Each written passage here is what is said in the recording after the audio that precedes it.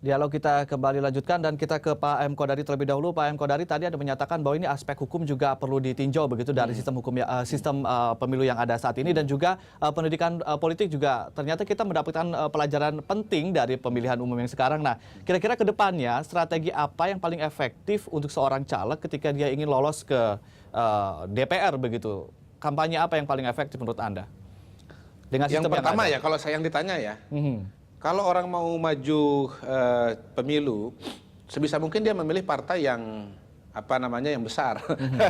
Partai yang sedang jadi nunggu survei elektabilitas dulu dari Anda begitu ya? Betul. Ini kalau diskusinya dibuka selebar-lebarnya ya.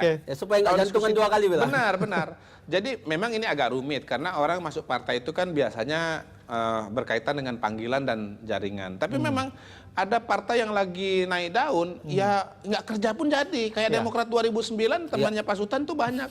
Nggak kerja pun jadi gitu. Pilih partai terlebih dahulu ya. 2014, kerja setengah mati pun gagal gitu kan. Itu yang pertama. Yang kedua, ya ini sebetulnya rahasia ini ya. Ini trik dari konsultan politik ini sebetulnya. Sebetulnya seorang caleg itu tidak perlu kerja di semua wilayah dapil, seluruh dapil. Dia akan kehabisan energi. Misalnya Pak Sutan itu dapil Sumatera Utara 1. Itu berapa kabupaten kota Pak Sutan? 4. Medan, Deli Serdang, itu dagingnya tuh. Medan, Deli Serdang, Sergei dan Tebing. Betul, itu 4. Nah, ada daerah-daerah lain yang satu dapil itu satu provinsi. Ada yang 14 kabupaten kota misalnya seperti di Kalimantan. Itu kan sama dengan kalau mau garap semua. Pak Sutan itu sama dengan maju bupati 4 kabupaten kota sekaligus kan begitu. Kalau misalnya di Kalimantan yang provinsinya satu kabupaten isinya tuh kabupatennya ada 14, dia garap semua. Sama dengan maju pemilihan gubernur atau 14 kabupaten kota bupati gitu. Jadi memang harus memilih medan pertarungan. Yang ketiga memang yang paling sulit ini sebetulnya sekarang adalah soal saksi gitu, saksi. Nah, tidak mungkin seorang caleg itu mengurus semua saksi dia sendirian. Partai pun juga suka kedodoran. Karena itu saya mengusulkan tadi bahwa kalau bisa ada pihak dari luar yang ditarik, yang dipercayai. Independen ya? Iya betul, independen. Itu mahasiswa itu tadi ya? Iya mahasiswa itu, kampus, dia aja lah kampus itu. Karena ada ininya, pegangannya itu badannya di kampus ya. Yang sekarang kan tidak. Betul. Kalau di kampus itu siswanya kalau mau macam-macam dia bisa kena konsekuensi nilai dari dosen. Hampir sama seperti yang saya sampaikan yang tadi. Cuma mungkin kemarin ada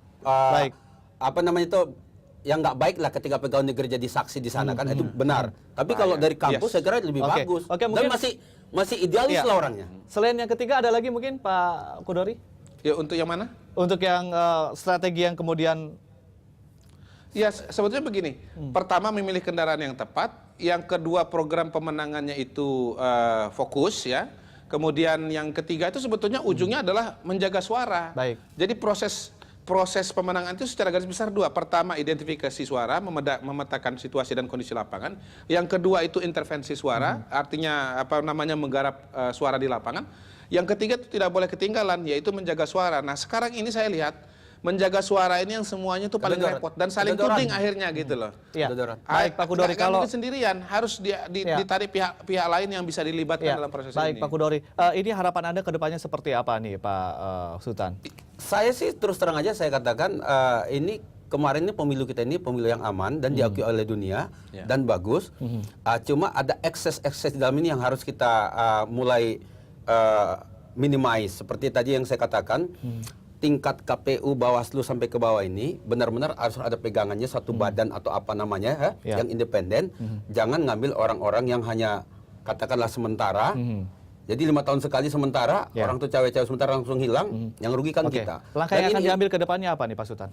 Ya langkah-langkahnya kita harapkan parpol konsisten dalam memegang rambu-rambu yang ada di dalam partai.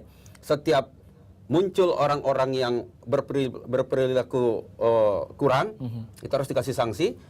KPU, Bawaslu juga sama-sama. Jadi orang takut berbuat curang.